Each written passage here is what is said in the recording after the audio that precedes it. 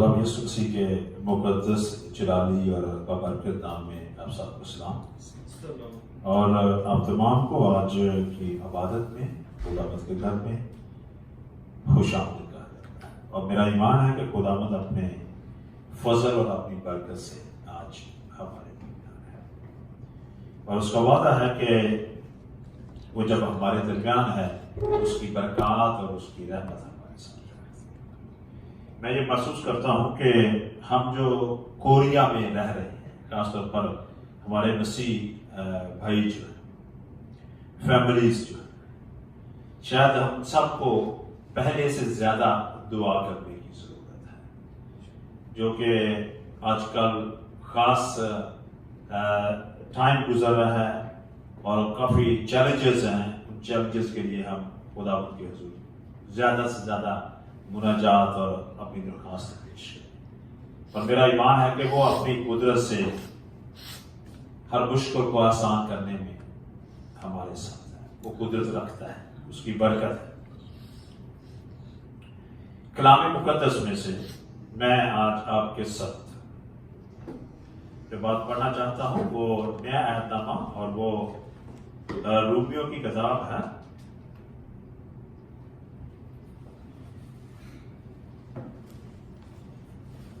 और उसका 6वां बाब और उसकी 23वीं आयत है। और मैं चाहता हूं कि हम जरा उसे खोलें और देखें। ठीक है, क्योंकि गुनाह की मजदूरी मौत है, मगर खुदा की बख्शिश हमारे खुदावंद यीशु मसीह में हमेशा की जिंदगी है। खुदावंद के कलाम के पढ़े और सुनने का खुदा की बरकत। अगर आप गौर करें इस आयत पर तो ये बहुत जानी पहचानी आयत है ना। गुनाह की मजदूरी मौत और हमारे खुदा यीशु मसीह की बख्शिश, खुदा की बख्शिश खुदा यीशु मसीह में हमेशा की जिंदगी है। इस आयत को अगर हम डिवाइड करें तो दो चीजें पाई जाती। एक चीज जो है वो ये कह रही है शरीयत, ठीक है, और एक चीज जो है वो कह रही है फजल। शरीयत गुनाह की मजदूरी मौत, शरीयत यानी कि नाफरमानी और मौत, है ना, हुक्म की अदूली। और फजल खुदा की बख्शिश, खुदा की बख्शिश। शरीयत फजल खुदा की बख्शिश। और जब फजल यानी खुदा की बख्शिश की बात करते हैं तो वो यीशु मसीह है। आज मैं इन दोनों बातों पर खुदा के कलाम में से आपके साथ बात करना चाहता हूं। कलाम मुकद्दस में आता है कि खुदा ने कायनात को बनाया, और जब कायनात को बनाया तो खुदा ने आदम को बनाया, है ना। हम जानते हैं कि छठे दिन खुदा ने आदम को बनाया।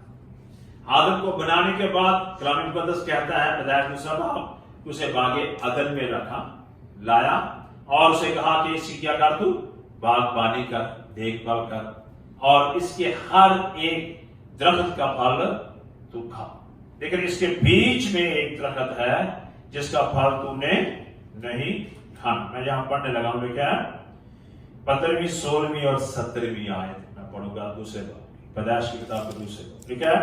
और खुदा ने आदम को लेकर बागे अदन में रखा कि उसकी बागबानी और निगहबानी कर। और खुदा ने आदम को हुक्म दिया और कहा कि तू बाग के हर दरख्त का फल बेरोक टोक खा सकता है, लेकिन नेको बद की पहचान के दरख्त का फल का कभी ना खाना, क्योंकि जिस रोज तूने उसमें से खाया तू मरना।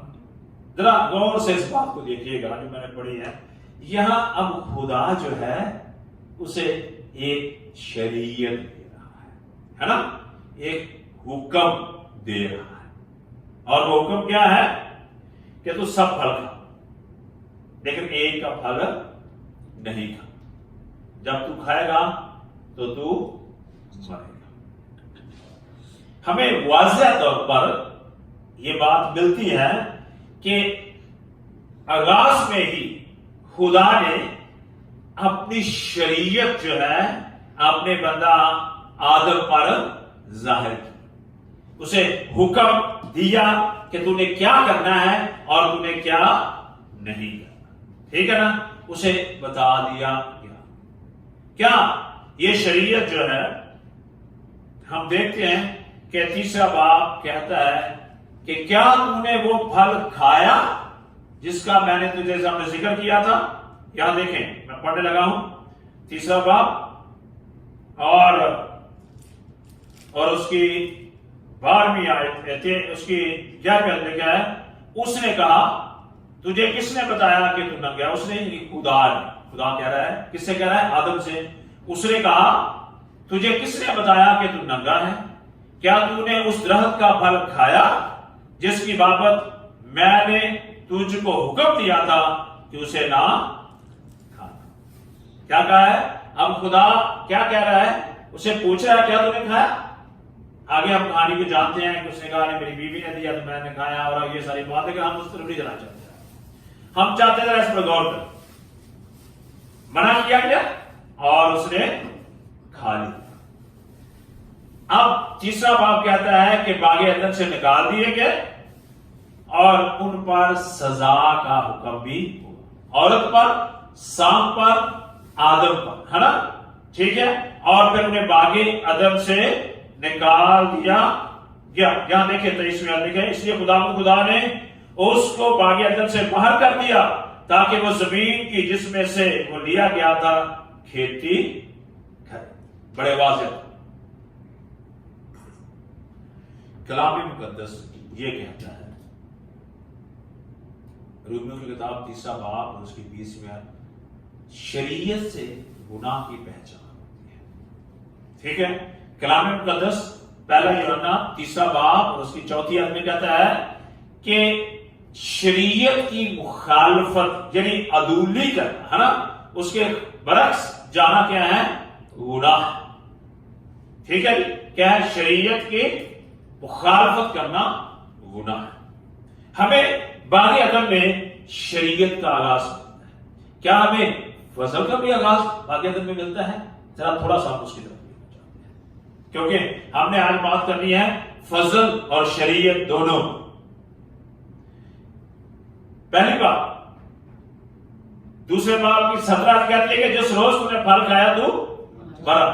लेकिन तीसरे बाब में जब उसने फल खा लिया और खुदावंद के आने का वक्त है तो नबी याद कहती है कि वो अपने आप को छुपा लेता है ना, और खुदावंद आवाज देता है कि आदम तू कहां है। जरा गौर करें, चाहिए तो यूं था कि आदम उस वक्त मर जाता, खत्म हो जाता, ना रहता, ठीक है। जैसे कि उस कुंडी से तीसरे बाब कुंडी से कहते हैं कि अब तू खा गया, मट्टी से लिया गया, फिर मट्टी में लौट जाएगा। उसे चाहिए था कि ऐसा हो जाता, उसका वजूद ही ना, लेकिन उसके वजूद का रहना और फिर खुदा का उससे बात करना, ये उसका फजल है। जरा गौर करें, मैं चाहता हूं इस बात को देखें, ये उसे एक और मौका दिया गया है, ये उस पर बख्शिश खुदा की हुई है, ये उसे खुदा ने दोबारा बात करके उसे मौका दिया कि वो फिर दोबारा खुदा की तरफ आ सके। लेकिन किसके वसीला से आना है, उसकी बात हम तीसरे बाब की 15वीं आयत में देखते हैं। उसने कहा कि मैं तेरे और औरत के दरमियान और तेरी नस्ल और औरत की नस्ल के दरमियान अदावत डालूंगा, वो तेरे सर को कुचलेगा और उसकी एड़ी को काटेगा। ये इब्लीस से बात करते हुए खुदा जो है बात करता है अपने बेटे हमारे खुदावंद यीशु मसीह के आमद, जिसने कहा कि मेरा खून, जैसे कि जब हम मत्ती के इंजील के 26 बाब के 28वें आयत देखते हैं, कहते हैं ये खून जो है ये बहुतों के गुनाह के वास्ते बहाया जाएगा। यीशु मसीह अपने आखिरी फसा में अंगूर के शीरे की नस्बत से बात करते हुए कहते हैं, ठीक है जी।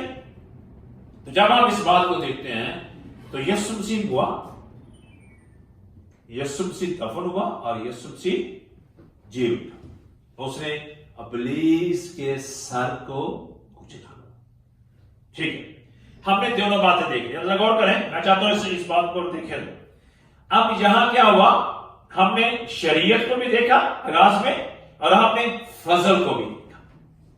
ٹھیک ہے, تو مطلب یہ ہوا کہ شریعت اور فضل ہینڈ ٹو ہینڈ اکٹھے جا رہے ہیں آغاز میں. بالکل آغاز میں شریعت اور فضل اکٹھے جا رہے ہیں. اب میں سوال یہ کرنا چاہتا ہوں کہ شریعت اور فضل کب سے ہے, یہ بھی جاننا ضروری ہے, کیونکہ شریعت کب سے ہے اور فضل کب سے ہے.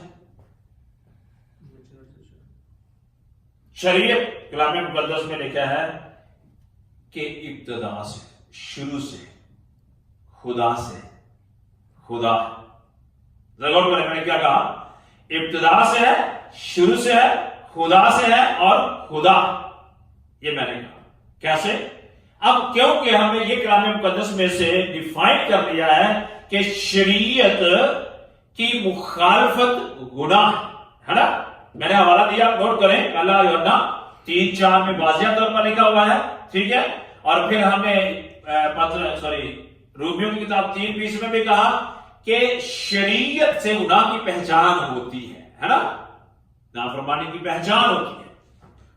لیکن باغ عدن سے پہلے آسمان پر خدا اور اس کے فرشتے, اور وہاں خدا کے مخالف ہو جانا, غور کریے گا, خدا کے مخالف ہو جانا گناہ گنا گیا لوسیفر ہے نا. اگر آپ حزقیل کی کتاب کے 28ویں باب کی 11, 12, 13, 14, 15 اور 16 پڑھیں گے, وہاں پایا جاتا ہے. اگر آپ یسایہ کی کتاب کے 14ویں باب کی 11ویں آیت سے 15ویں آیت تک پڑھیں گے تو وہاں یہ بات پائی جاتی ہے کہ اسے کہا کہ میں خدا سے بھی بڑا تعداد بناؤں گا, میں خدا ہو جاؤں گا, میں وہ سب کام کروں گا جو خدا کرتا ہے. اور یہ گناہ گنا گیا اور آسمان سے زمین پر. یہ تو بات ہوئی کہ خدا خود شریعت ہے. غور سننا میری بات, میں چاہتا ہوں کہ آپ اس بات پر غور کریں. خدا خود شریعت ہے اور یہ ابتدا سے ہے, اس میں پائی جاتی شریعت ہے, اور اس لیے وہ کبھی بدلا نہیں. ٹھیک ہے جی, اس کی باتیں اٹل ہیں, اس کے حکم اٹل ہیں, اس کی سارے کام اٹل ہیں, اور وہ ابدیت تک رہنے والے ہیں. دوسری بات دیکھتے ہیں, کیا فضل بھی شروع سے ہے؟ یہ بھی بات غور کریں. اگر آپ افسیوں کی کتاب پہلا باب اور اس کی 4 آیت, میں پھر اس کے بعد اسے حوالہ جان دوں گا آپ کو کچھ اور, لیکن میں چاہتا ہوں کہ آپ میرے ساتھ ذرا افسیوں کی کتاب پہلا باب اور 4, اس میں کیا ہے, چنانچہ اس نے ہم کو بنائے عالم سے پیشتر اس میں چن لیا تاکہ ہم اس کے نزدیک محبت میں پاک اور بے عیب ہوں. یہ لکھا اس میں چن لیا, یہ ریفر کر رہا ہے یسوع مسیح کو. میں چاہتا ہوں کہ آپ دیکھیں, اگر آپ تیسری آیت پڑھیں گے تو اس میں واضح ہو جائے گا, مگر ہمارے خدا یسوع مسیح کے خدا اور باپ کی حمد ہو جس نے ہم کو مسیح میں آسمانی مقاموں پر ہر طرح کی روحانی برکت بخشی. اور آگے بات کرتا ہے کہ اسی یسوع مسیح میں ہمیں چن لیا. مطلب یہ نہیں ہے کہ ہم سب پہلے سے نجات یافتہ ہیں, مطلب یہ ہے کہ اس نے یسوع مسیح کو شروع سے ٹھہرا دیا کہ اس میں ہماری نجات.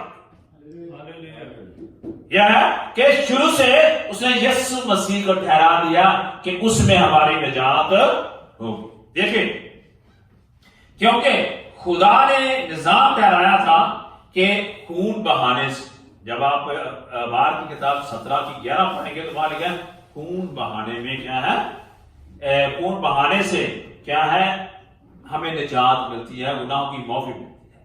اس لیے شروع سے خدا نے کہہ دیا. دیکھیے مکاشفہ 13 باب 8 بنائے عالم سے پیشتر ایک بے عیب اور بے داغ برا ہمارے لیے قربان ہوا.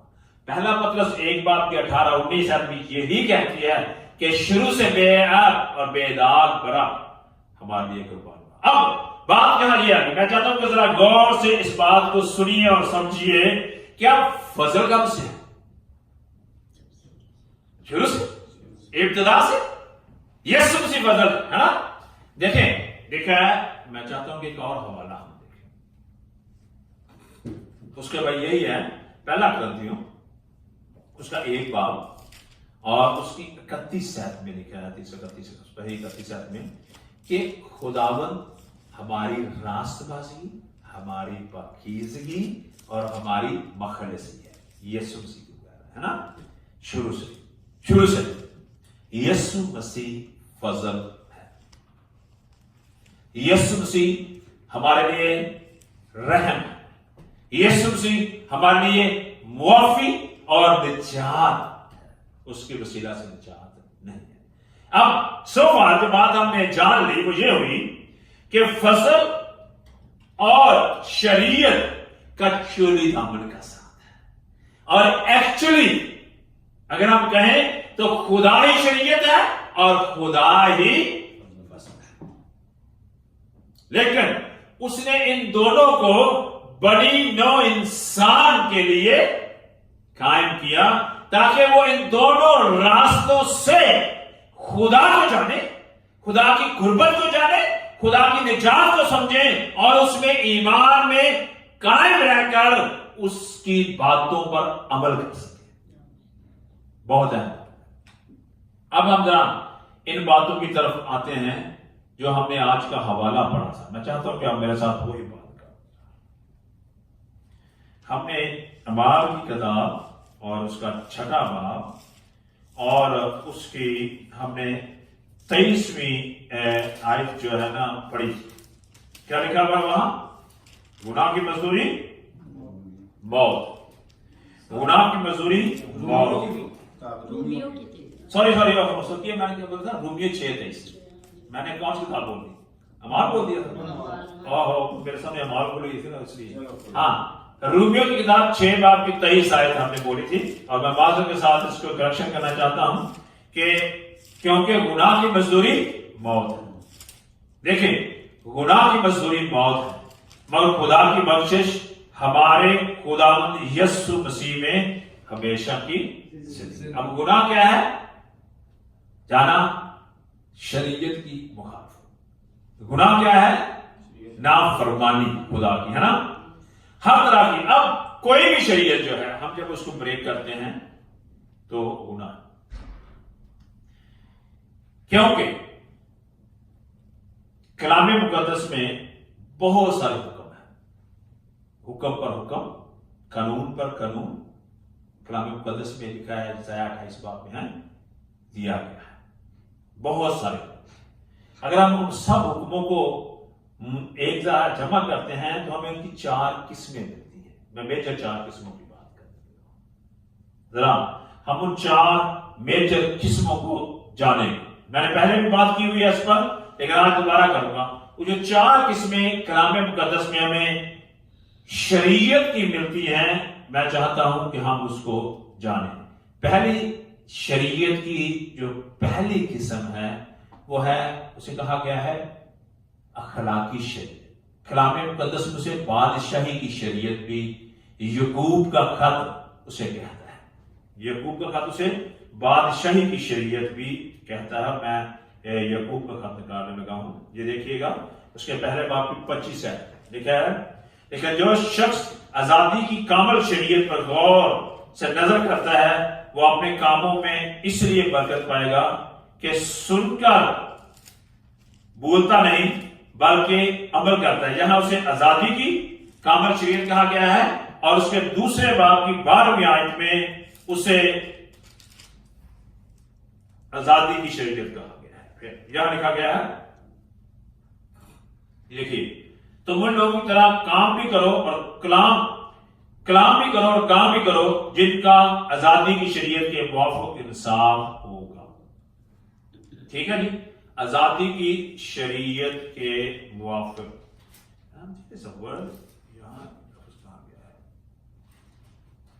اور اسے وہ لفظ ڈھونڈ رہا ہوں، یہاں میں نے کوٹ کیا تھا، اسے بادشاہی شریعت بھی کہا گیا ہے. اور میں ابھی شاید اس کا حوالہ میرے سامنے آتا ہے تو میں بھی آپ کو وہ بھی دیتا ہوں. ٹھیک ہے، تو یہ اوپر لکھا ہے 8ویں آیت میں لکھا. ٹھیک ہے، یہاں یہ دیکھیے لکھا ہے، اپنے پڑوسی سے اپنی مان محبت رکھ اس بادشاہی شریعت کو پورا کرتے ہوئے اچھا کرتا ہے. پڑوسی کو اپنے مان محبت رکھنا کس میں پایا جاتا ہے؟ ناسکام کی شریعت میں. تو اسے کیا کہا گیا ہے یہاں؟ بادشاہی کی شریعت. اسے آزادی کی شریعت کہا گیا, اسے بادشاہی شریعت کہا گیا, اور اسے اخلاقی شریعت بھی کہا گیا. اب دیکھیں 4 خدا کے ساتھ اس کا تعلق ہے, 6 کا بنی ہوئے انسان کے ساتھ تعلق ہے. تو جب ہم ان باتوں کو دیکھتے ہیں تو کیا ہوا کہ یہ جو شریعت ہے اس کا بہت خاص عمل و دخل ہے. ہم دوسرا خدا نہیں بنا سکتے, ہم بت نہیں بنا کر پوج سکتے, ہم خدا کے نام پہ فائدہ نہیں لے سکتے. ہم خداوند کے سبت کے ساتھ جو ہفتے کا دن اور خاص طور پر کلام مقدس میں اسے بار بار کہا گیا کہ خداوند اسے اپنا خاص نشان اور خداوند کا خاص سبت ہے, اسے ہم ٹکرا نہیں سکتے. ٹھیک ہے. اور پھر باپ اور ماں کی عزت کر, چوری نہ کر, زنا نہ کر, ہے نا, جھوٹی گواہی نہ دینا, کسی چیز کا لالچ نہ کر, پڑوسی کے کسی چیز کا لالچ نہ کر, قتل نہ کر. یعنی کہ یہ وہ سارے کیا ہیں؟ شریعت کے باتیں ہیں. اسے ہم پہلی شریعت جسے میں نے کہا اخلاقی آزادی کی یا بادشاہی کی شریعت کہا جاتا ہے. پھر کلام مقدس میں خدا نے جب بڑی نوع انسان سے گناہ ہو گیا, میں چاہتا ہوں ذرا غور سنیں, بڑی نوع انسان سے گناہ ہو گیا تو آدم کو چاہتے ہیں کہ آئے ہم وہاں پیدائش کی کتاب میں ہی چلیں. لکھا ہے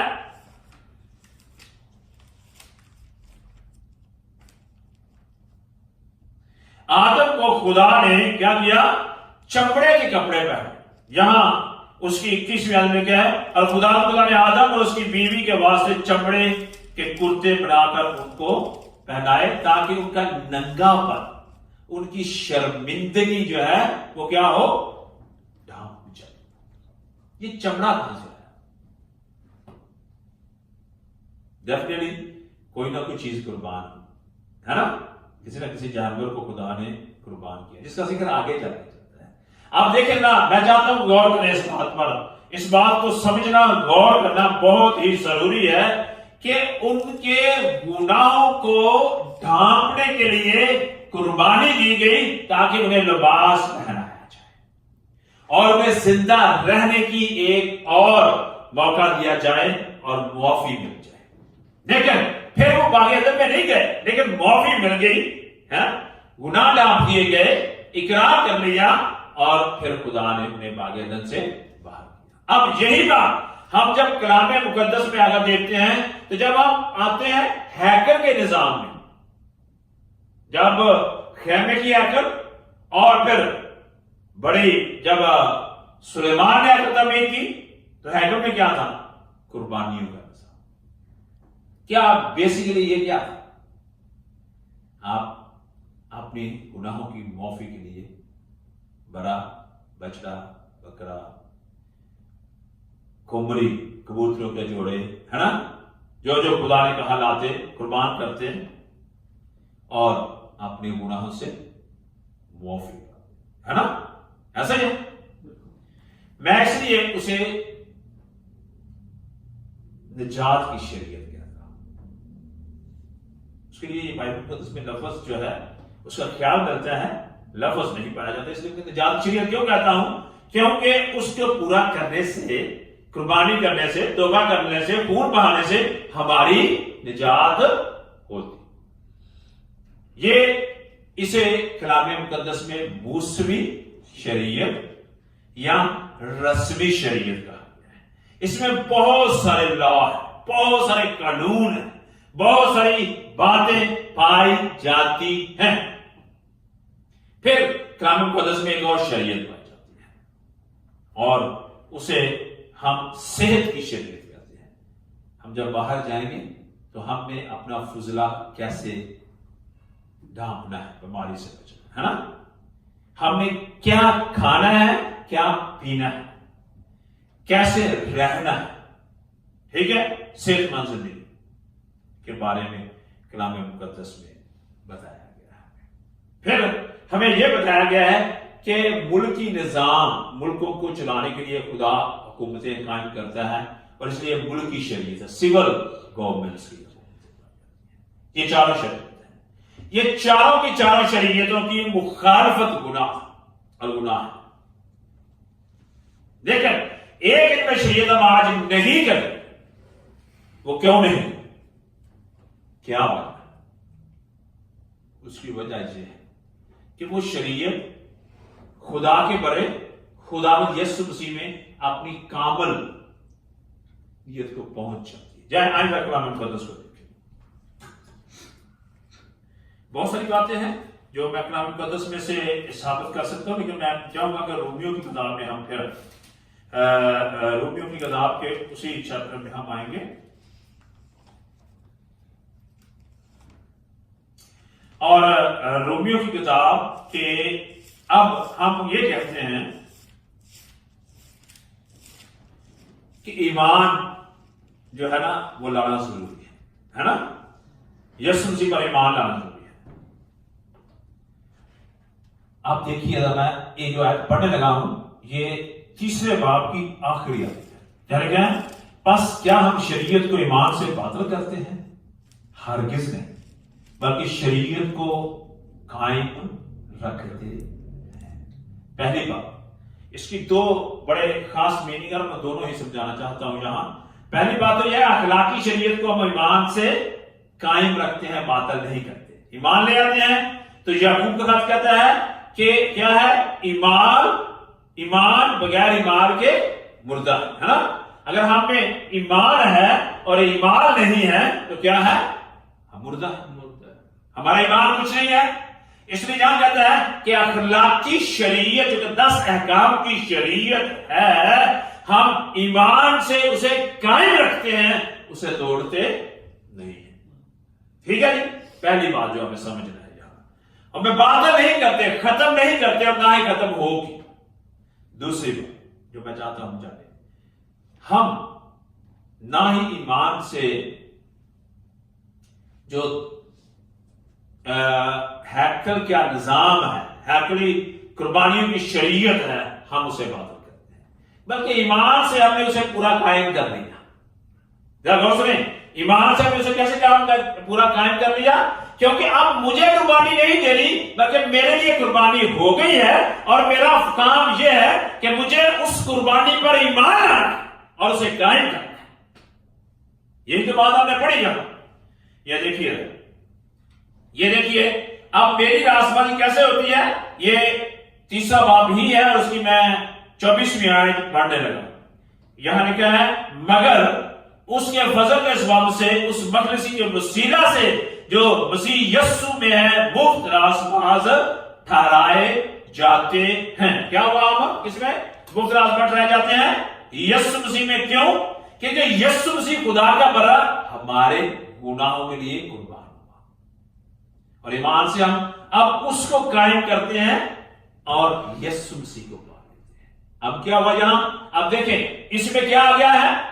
ہمیں یسوع مسیح کے ظہور سے بیشتر، یسوع مسیح کے مجسم ہونے سے بیشتر، یسوع مسیح کے قربان ہونے سے بیشتر ہمیں جو مخلصی تھی وہ قربانیوں کے ذریعے سے دی جاتی تاکہ ہم یسوع مسیح کی طرف دیکھیں، ہے نا. اور یہ خدا کا فضل تھا، ہیکل کے ذریعے سے دیا جاتا. لیکن اب وہ خداوت میں پوری ہو گئی تو اب کیا ہے؟ ہمیں پورے طور پر کامل فضل یسوع مسیح میں.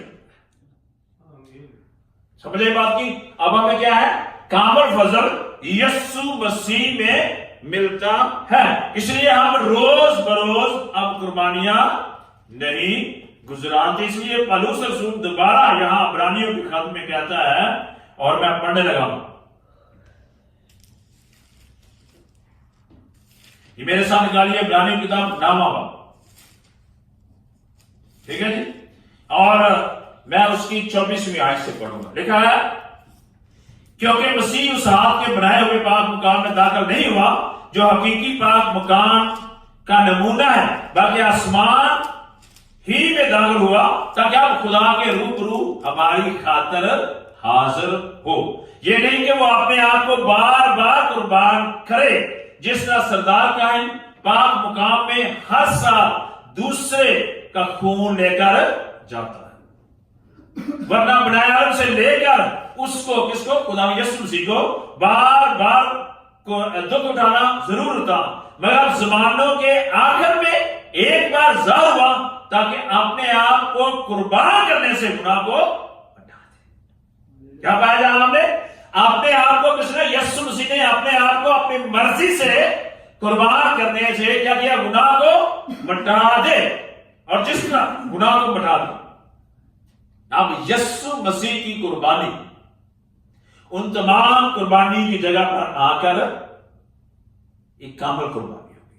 اب ہم اس پر ایمان آتے ہیں، اور جب ایمان لاتے ہیں تو پھر فضل ہم پر ہوتا ہے، بخشش ہم پر ہوتی ہے، اور ہم نجات پاتے ہیں۔ ٹھیک ہے، دیکھیں یہ بات میں اور چاہتا ہوں کہ ہم کلام مقدس میں سے افسیوں کے خط میں آئیں، افسیوں کے خط اور اس کا دوسرا، ہاں جی یہ آ گیا افسیوں کا خط، اس کا دوسرا اور اس کے 8ویں اور 9ویں آیت میں پڑھ لوں۔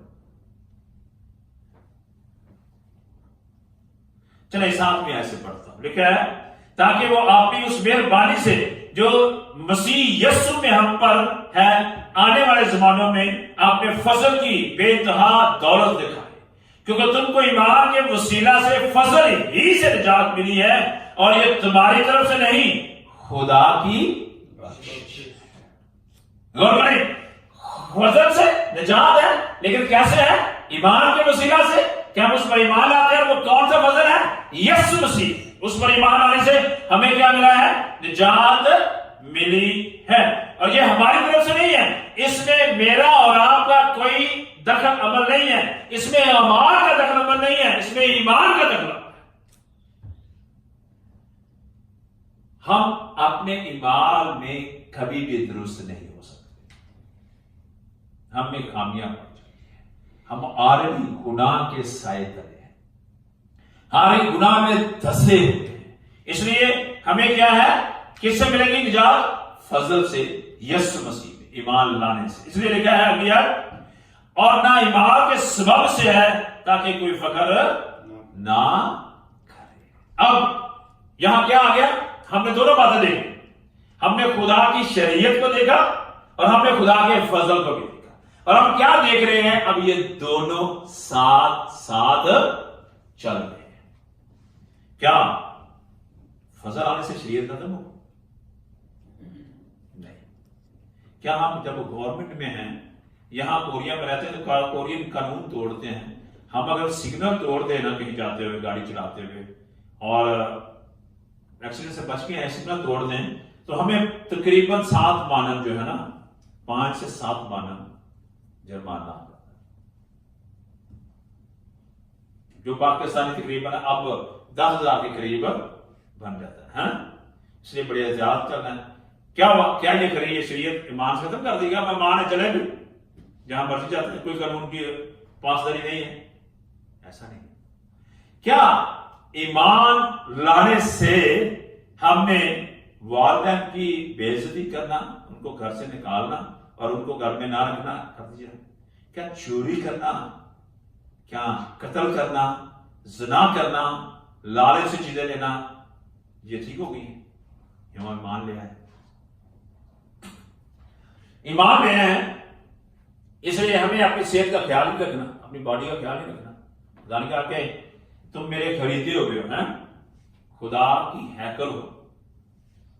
چلیں ایمان لے تو خدا دوسرے بنا لیں، بے فائدہ نام لیتے رہیں۔ کیا ایمان لے آئے تو بتوں کی پوجا کرنا شروع کر دیں؟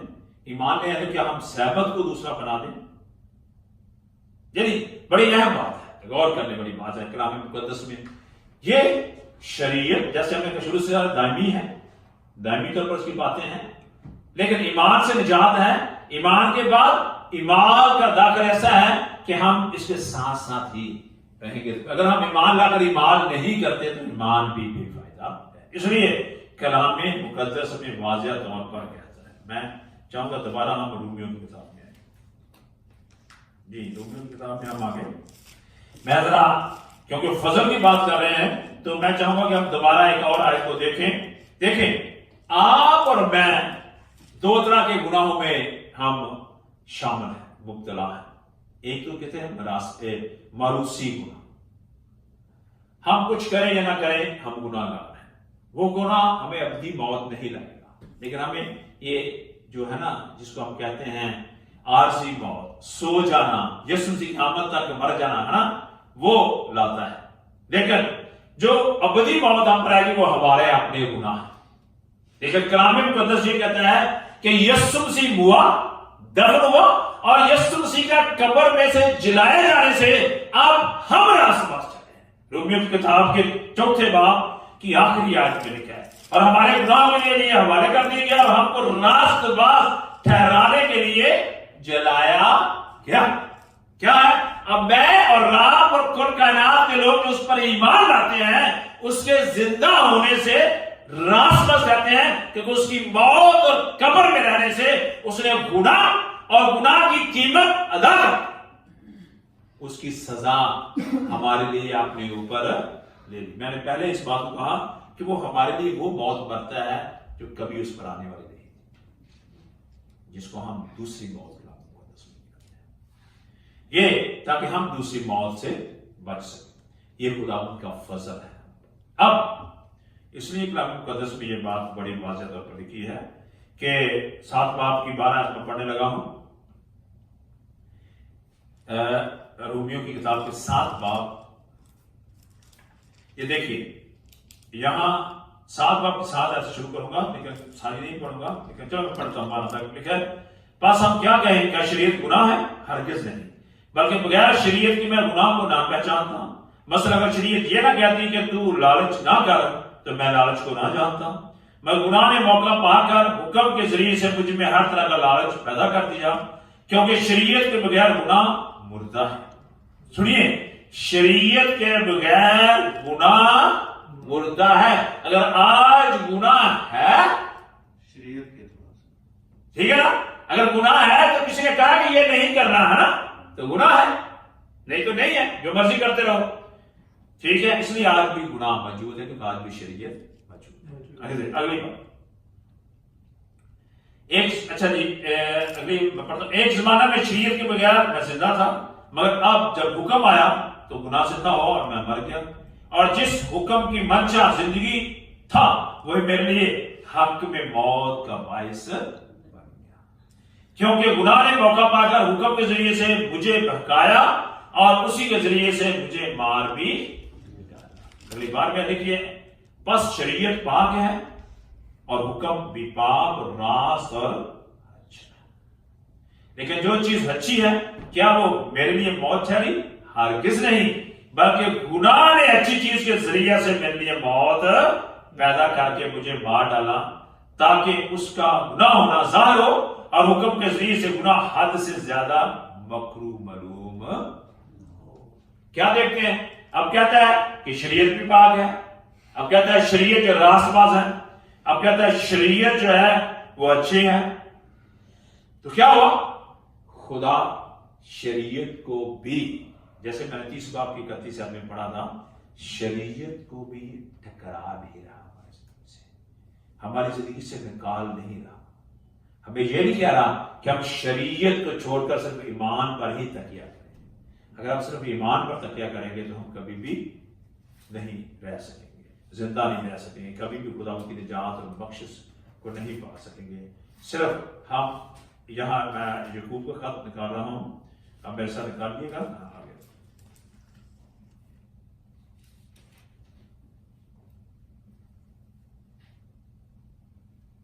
اور اس کے دوسرے باب کو میں پڑھنے لگا، یہاں اس کی 25ویں اور 26ویں آیت میں پڑھوں گا، جہاں ایک مثال بھی دی گئی ہے، وہ بھی ساتھ ہے۔ اس طرح راہب فاشا جب اس نے قاصدوں کو اپنے گھر میں اتارا اور دوسری راہ سے رخصت کیا تو کیا ایمال سے راست باز نہ ٹھہرے؟